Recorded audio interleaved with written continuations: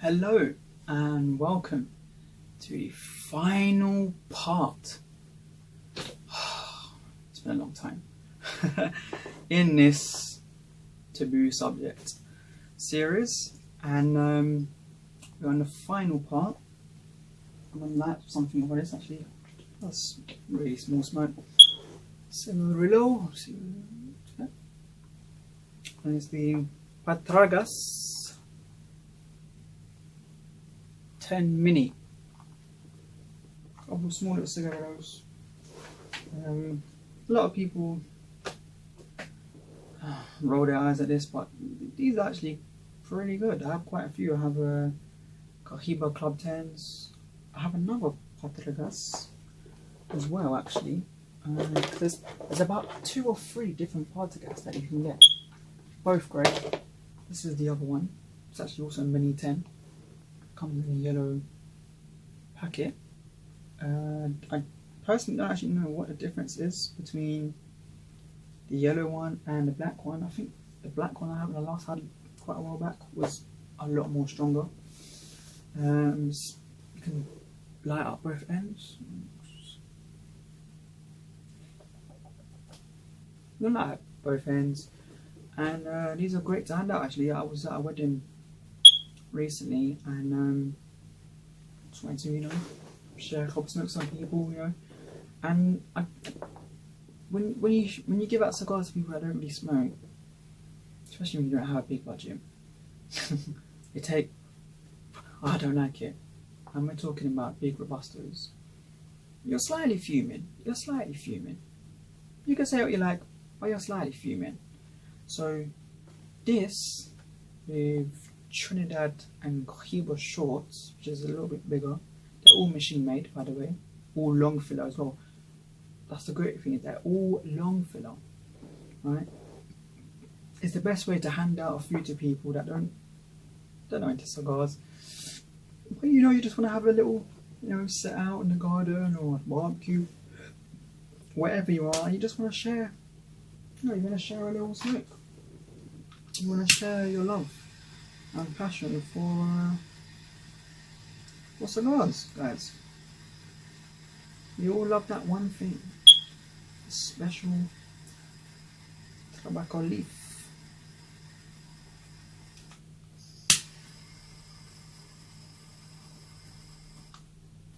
The only thing with these is that you got, wow, oh my gosh, I haven't smoked this in a long time. Wow. I'm not even trolling right now. That is Cohiba-esque. That reminds me of Cohiba flavours.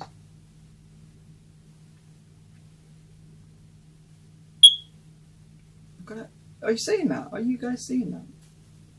My cigarillo.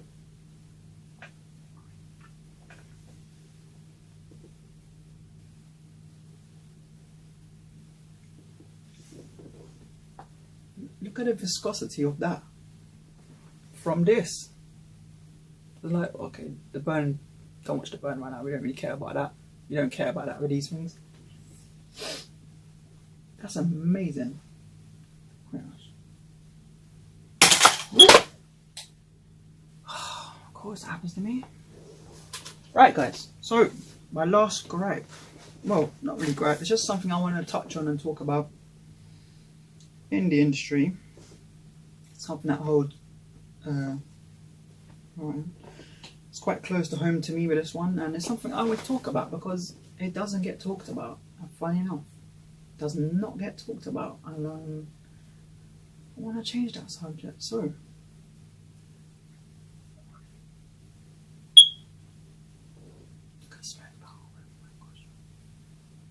very vegetable flavors. It's got Cohiba twang. It's a Patragas, but it's got Cohiba twang. So guys, my fellow aficionados, enthusiasts, and other cigarians and connoisseurs, the last subject I want to talk about, Taboo Subjects, is the black community or black people in the cigar community. Now, there is a few black reviewers that I watch. I wanna shout out.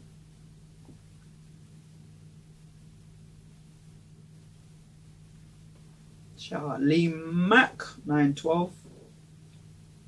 And that Uncle Lee Mac. Great guy, good positive energy. What does he always say? Today is always going to be another beautiful day. And it's true. You need that lift, guys. You need that little, push. D-Max the man. Good energy. The other guy that I follow a lot and love the way he had his take on things. He said he's diverting and changing things up now with his channel. Is my man Ron Real. Ron Real. Salute you, sir. Ron Real. Love Ron Real. Real. He's not about this bullshit. We ain't about this bullshit. And this is, honestly, guys, this is getting some serious flavour. Like that vegetable grassy. It's so Gahiba-esque. You won't believe. You just won't believe it. Smoking podcast right now. I can't believe I'm smoking podcast right now. Milk. It reminds me a little bit like a mille fleur. Podcast mille fleur. Slightly. But yeah, there's a couple other guys that are there that I've seen a few episodes out. I'm not gonna lie, I'm not gonna try and reach for names right now. I can't remember the names. But there's a couple of guys that they shouted out. That, they do some good stuff. There's one guy, I forgot his name. I loved him when so that at the time the whole thing to me was like, oh, cold draw, you shouldn't be cold drawing your cigar. I personally don't. And the reason why I don't is because I used to cold draw, get all these flavours, get excited, I light the thing up. Where are these flavours? I ain't getting these flavours.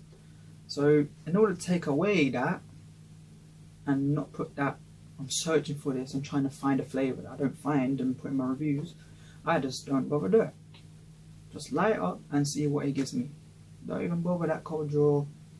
Sometimes I might put in maybe New World cigars. I might put it in there. I might write it in the review.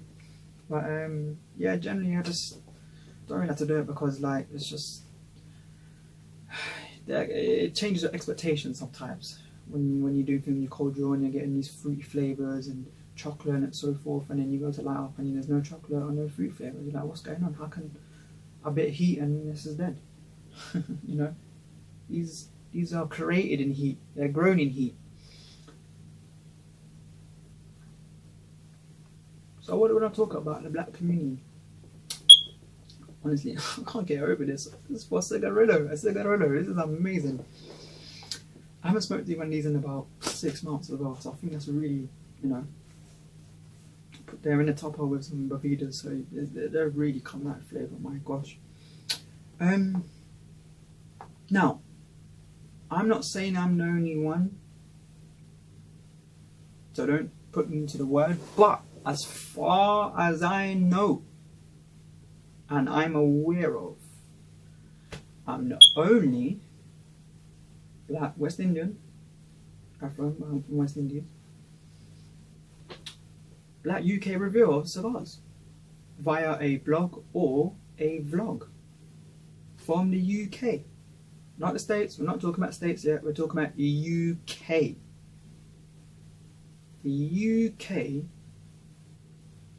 has a very small community, very small, and I think I know why. So, see, that's what I was saying to you about you got to keep puffing these. A little bit like Lanceros, you don't puff them off them. They quickly go alight.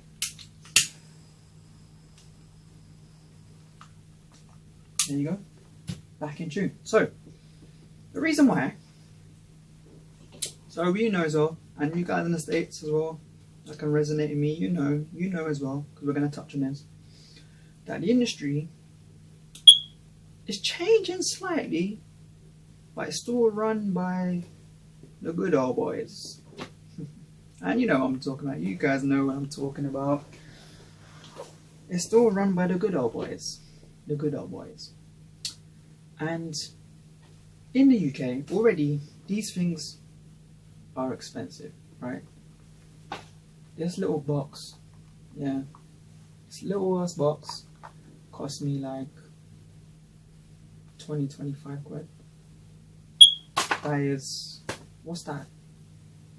My friends on net, I don't know, $40 or maybe 30 and $40, let's say. That's a silly amount of money for that. I know in the States you guys are getting like Opus X's and top Cubans for that price, for a bunch of 10 cigarillos. Ridiculous. So back in the day, the only people that ever had these types of things were of the higher upper class. Middle class and lower class, you never saw these things. You saw them on established people, aristocrats, royalty, CEOs. Remember I alerted to this in the first episode intro about me, where this is the only place, especially in the UK, where you see these types of things. Movies, you know, movie stars. You don't see these types of things on everyday people. 2020 lockdown, COVID happened. Yeah, it's a bit different now. Like I said, younger generation are really getting into cigars, but for the predominant, it's quite still an old boys club tradition, community. And who are those people in your old boys club? Like I said, CEOs, big business owners, chief executives, royalty, aristocrats. They're the people that are in that world, are in that industry in the UK. Yes, now minus slight wave change. It's coming a lot younger, and obviously they're dying off and going out now, 2020s, right? So in the black community, coming up in the UK and England from the times, listen, in general, cigars are expensive. I just told you, it's about 25, I say bucks, 25 pounds, 40 bucks for that little box. They're expensive things, very expensive things. The tax on here is ridiculous. We're talking 300 and whatever, £2 or £4 per kilo for tobacco. Yeah, that's about, I don't know, 400 to 500 bucks. It might even be more than that. I'm just off the top of my head. I don't know the. I can't work out the dollar right now per kilo. That's ridiculous, right? So black people in the community in the UK couldn't afford these things. They can never afford it. Even now, to this day, when I smoke cigars, my people are still like, wow, like, I don't get a look as if like I think I'm top of it. I just like, wow, like you do that type of thing. Like it's not like something like, you know, the odd once a year. Yeah, you go like a little celebration, like other Cuban, because you know everyone associates cigars with Cuban, right? That's where it's from. That's where it started. So everyone's like, oh yeah, you know, you've got your Cubans, and when I tell people no, I'm an aficionado. I write reviews, you know, and I'm trying to get in a lot more deeper in the industry, especially with my people, and especially in the black community, Arab community as well. They come up as well. It's a big surprise and a big shock, and I barely ever see people in the black community smoking cigars, because, like I said, through history of where we've had to come up in this country, the price point, the people around that did that thing. Unless you was around those type of particular circles, right? Maybe you worked for a lord or whatever it was, or you just you was lucky to get a break. You were never around that. You were never around that. And it's quite a shame to say, because when you check where these come from, where do these come from, guys? The Caribbean. What are the people in the Caribbean? Yes, they were the natives, Indians, Aboriginals. That's why we're West Indians, it's Caribs. It's people that smoke these things and roll them and produce them every single day. I'm going to give a soft, it's not, I'm not saying proper fact here, we're just getting a soft figure of 50%, at least 50% is from the black community. We know it's a lot higher, but I'm just being soft here for sensitive viewers. But it's from the black community, so not the Hispanic, old from the Taínos. Talking about the black community, which obviously goes back from the slavery times, come over to the islands, especially the Caribbean. Jamaica used to be back in the early 20th century.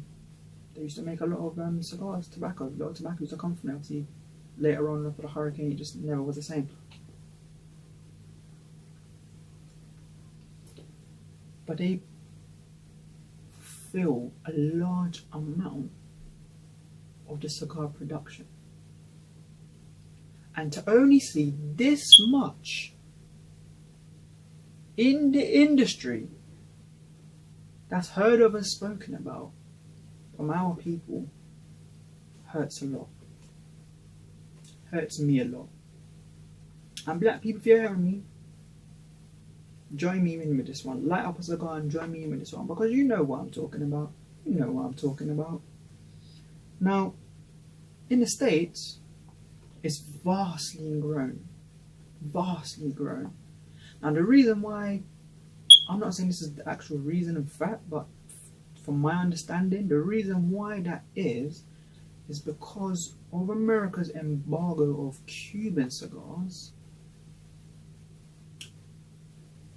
These prevalent cigars you get in America at cheap price, let's be honest, it's relatively cheap, unless you have an Opus X and you know the real top premium of those brands.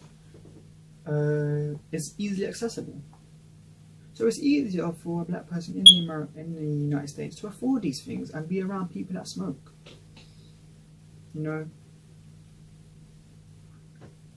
you go around shooting, you play sports, American football. You know, all these, especially in American sports, cigars are prevalent.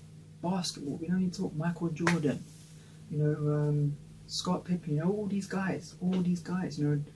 Go to American football, you know, like Brady and the rest. I'm a Packers fan, by the way, so Green Bay, let's hope Aaron Rodgers doesn't leave. By the time this goes out, he might have already gone, but let's hope, guys.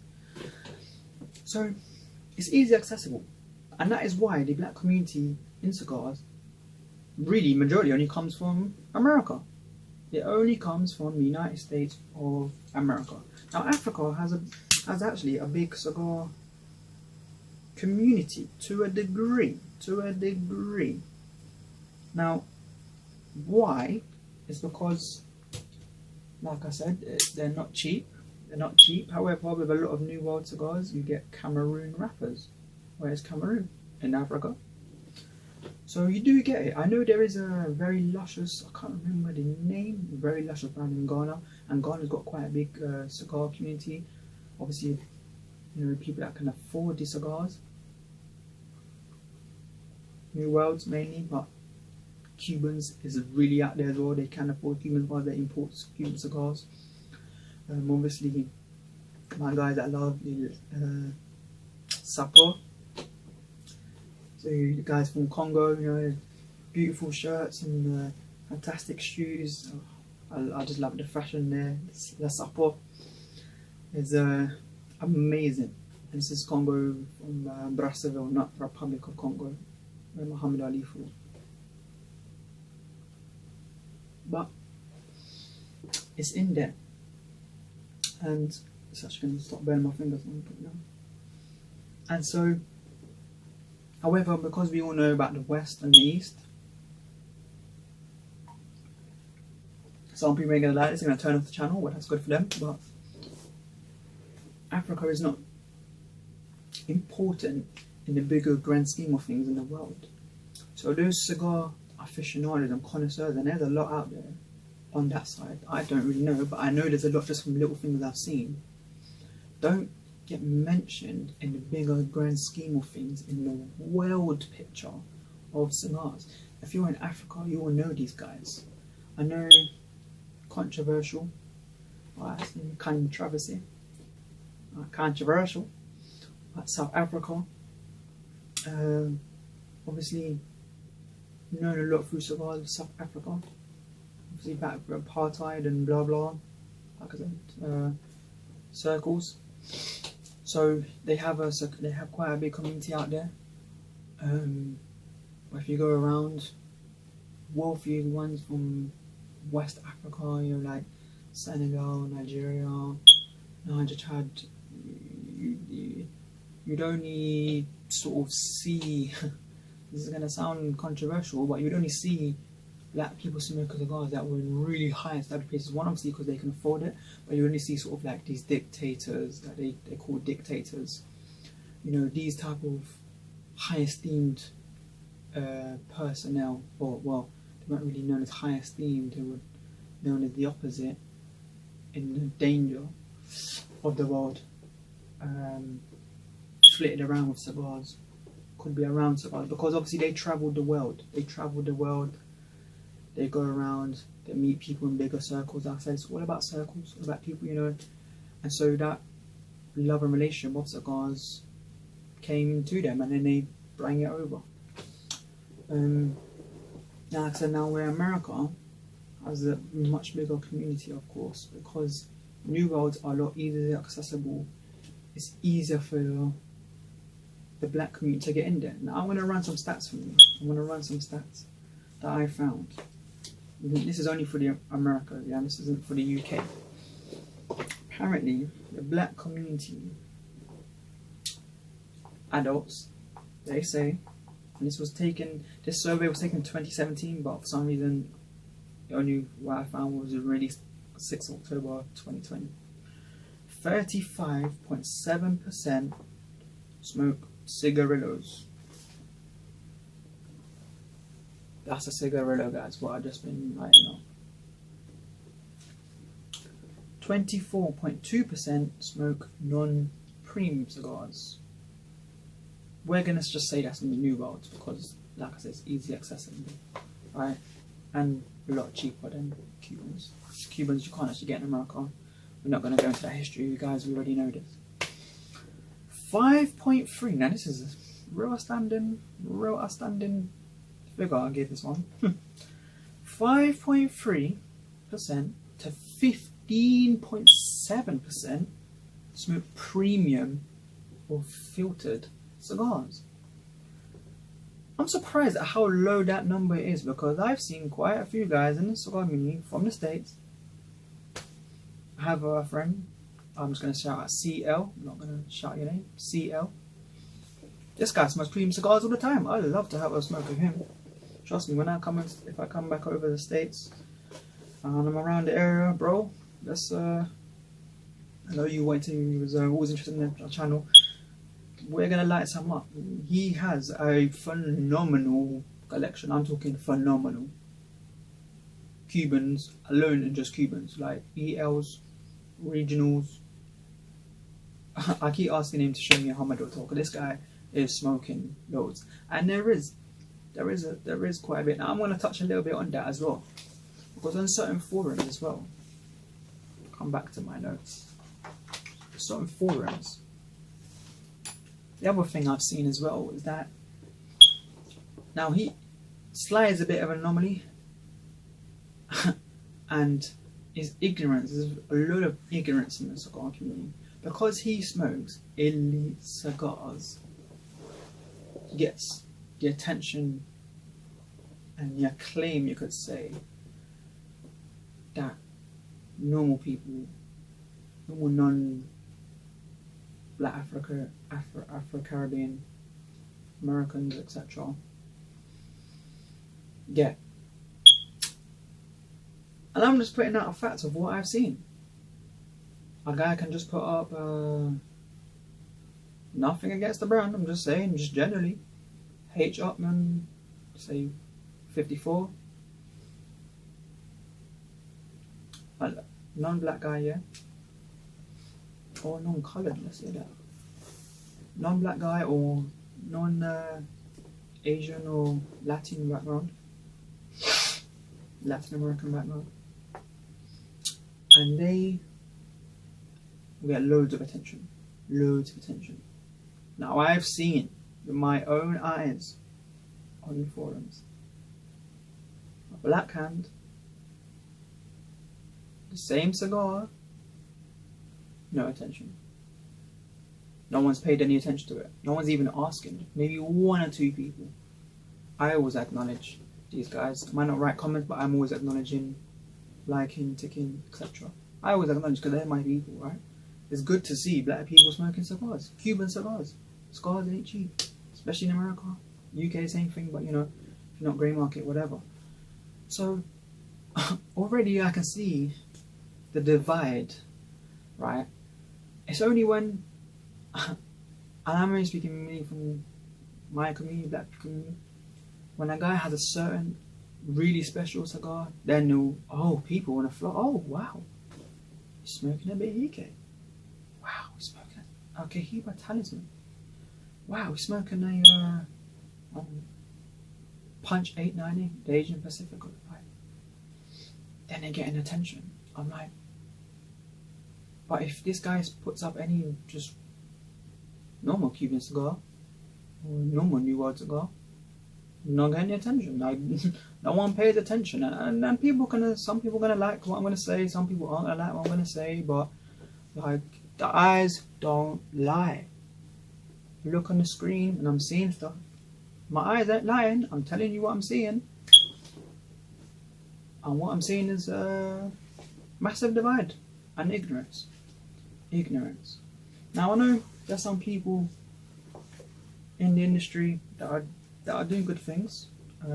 Sean Williams is a brand ambassador for Cohiba, not the Cuban version, the Fugazi, the New World version of Cohiba, Red Dots.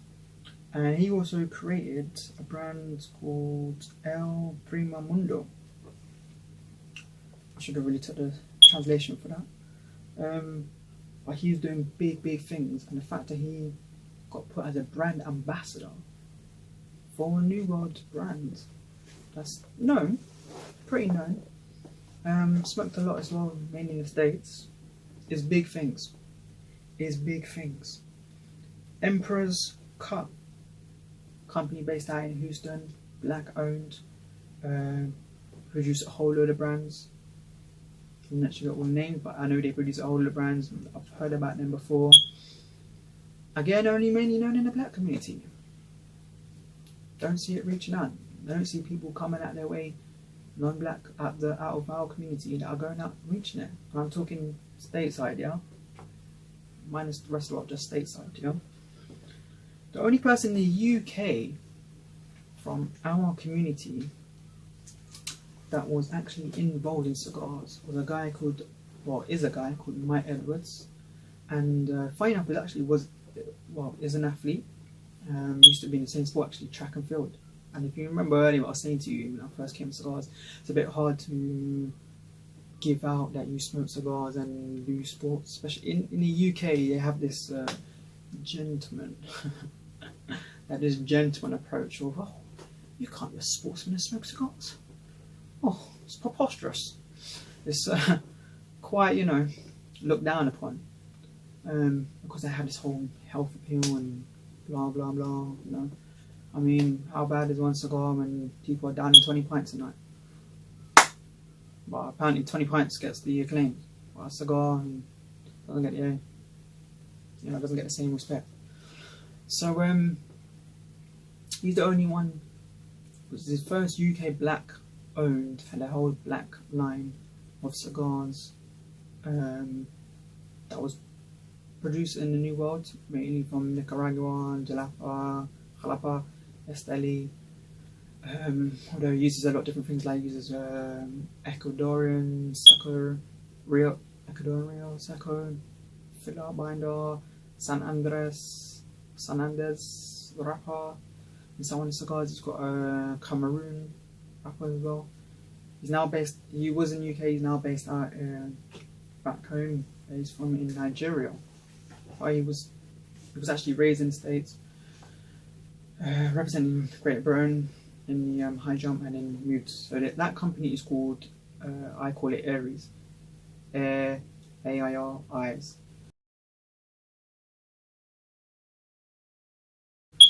I call it Aries, and he's the only black person I know in the cigar community. I don't even know a black cigar community. That's how crazy it is. In the UK, that possibly did something to do with cigars, and that's quite a worry when you think about it. Now I know in the States there is a whole load of plethora of cigar-owned companies that are and brands that are owned by the black community.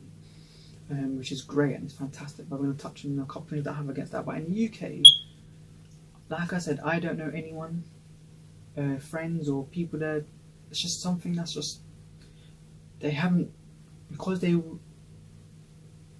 when we came, my people came into this country that went around those circles of people that smoke cigars. It's never really been just passed down into the generation, and I'd love to see more. I'd love to see more, and I want to push. Part of my brand is Viva Infused. I want to push more to have that. So if there is any out there, UK black cigar smokers and the community, please get in touch. Get in touch with Viva Enthusiasts, because we need to stand up as one community. Yeah, we need to stand up as one community, as one people. You know, I have my black glove. Yeah, I should have worn this from the beginning. Yeah, because I stand up proud. I stand up proud. My black glove, my hand up. So, touching now to the States. Now, my issue with the States is that, again, like I said, it's run by an old boys club. So we know there's racism within the industry. All these brands out there. However, I only see these brands move around within the community. I don't see them coming out to the wider range of the country, of people out there going to try them, exploring these cigars. Only an odd few. I'm talking from the non-black community, yeah, that are actually physically going out there and getting involved. And what I want to know, and I'm not saying that this isn't so, if you're a black owned producer in Stateside and you see this, please get in touch. We can do, well, I'll probably do a blog because obviously I can't go out in the States. But it'd be great to do a blog with some interview questions and stuff, you know, of you. Because there's little questions that I want to know about, like, how premium is their tobacco? When you guys get to choose your tobacco, what part of tobacco do you get to choose? From these factories, from these companies that you get to do your blends, etc. Because we all know, obviously the top boys, they get the top pick. They get the top pick. We know how the industry ladder is in that spectrum. And now what I want to know is with you guys as black owned producers, and of course I know you're going to come out and say you get top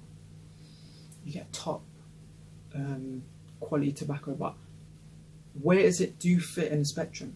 How do you get to choose the quality of your tobacco? Because I'm pretty sure with a lot of places it's a bit difficult. With a lot of countries there's ways of, oh, well, we can offer you this, but we can't necessarily offer you this because we have it already for XYZ premium brand, right? And these are some questions that I really want to ask the community, the black community in the Stateside, about how they go about producing their line, how they go about producing their brand, how they get about going about getting their blends, you know, flying out, getting their blends, how they produce. Obviously, I know, I can't remember what state it is, but I know in America, what state, maybe it's Atlanta, Georgia. They have a whole load of bars and lounges, which is for the black community where they can go and smoke. It's black run, it's black owned. You know, they've got cigars that actually roll in-house. They've got cigars they roll, they've got the leaves already, they bring it over from New World countries, and they actually roll it in-house, and that's fantastic. But it doesn't get enough. It doesn't come out into the wild. I had to search for these things, and thankfully for people like Lee Mack, who, you know, when he goes to these exhibitions and run real, you know, they talk about these things. You know, they widely trying to get into the community and trying to expand the community, and it's great, because if it wasn't for people like those, I would never know about it. I would never know sort of how big it is, yet how small it is. It's a very funny thing. So these little things and questions I love to find out from people in the industry, from the black community. If you can get in touch with me to, let's put some awareness into it. I want to put some awareness into it in the UK too. You're a black cigar smoker, let's get our gather around. You know, we need to get this awareness out to people about the indifference between our community and everyone else, the rest of the community out there, in UK and stateside and cigars. So I want to leave that one out there for you guys. I really hope you enjoyed my taboo subjects. I know some things maybe we go too deep in, but we can go deep in when we've got some people that are ready to interact and get involved with Viva enthusiasts. I really want to get involved in this. Like I said, these videos on these rants are quite long, but the actual review videos are not going to be long.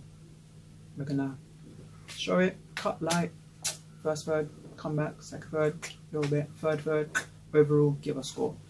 The comprehensive reviews are always going to be in the blog, so I always ask you guys, please check the blogs, because the blog is going to have the full shebang, the full whack of the review. I'm only going to come through, you know, what is needed in the vlog. You know, I don't want to spend half an hour, 45 minutes making a video for you guys and fall asleep.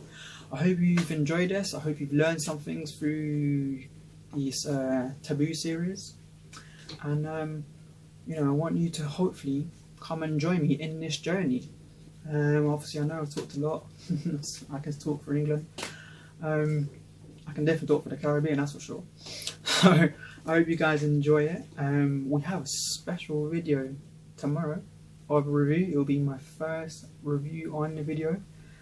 I'll give you a sneak peek. We'll give you a sneak peek. This isn't actually it in the box. We'll give you a sneak peek. We'll give you a sneak peek. Oh, gonna give it away there. Give it away. Give a sneak peek. I'll just get that out so you can see that going on. That's gonna focus or not. That's a sneak peek we're giving. That's a sneak peek we're giving. It's actually only. I actually had this in the dry box as well, you know, to torpedo it. I said to you guys earlier about the Oliver. Might go back in. We'll see how it is in the week. That's actually going to be the second ever edition limitada I've ever experienced. First one actually was a H. Upman Propios, and it was terrible. Plugged it. Writing a review for it was unsmokable. I cut it off. So tomorrow, watch out for that review, because we're gonna get into it. We're gonna get into it, guys.